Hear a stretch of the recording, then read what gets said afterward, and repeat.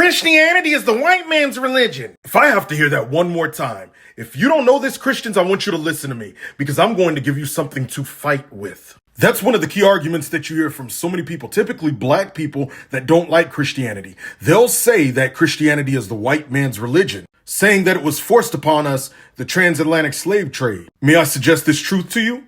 I'm going to do it either way, without your consent or not. What was given at the transatlantic slave trade was not Christianity. It was a false religion. In fact, take a look at what's in the Washington Bible Museum. There is a slave Bible on display at the Washington Bible Museum that displays that the slave Bible from the 1800s omitted key passages that could incite rebellion. This Bible was used to convert and educate slaves.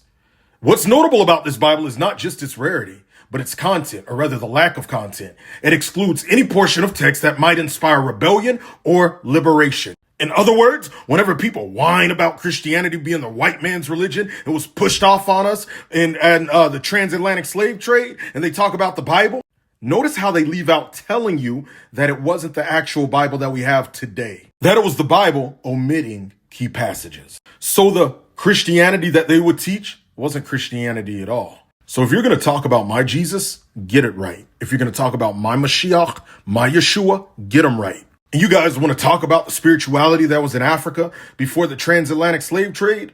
Awesome. Let's talk about King Axana, who converted to Christianity, was not a slave, maintained his kingship, and Ethiopia became a Christian nation in Africa. And this stuff was around 345 AD, long before the transatlantic slave trade. King Axana defeats every false theory that's made about Christianity and black people. Not to mention Christianity itself comes from Jerusalem.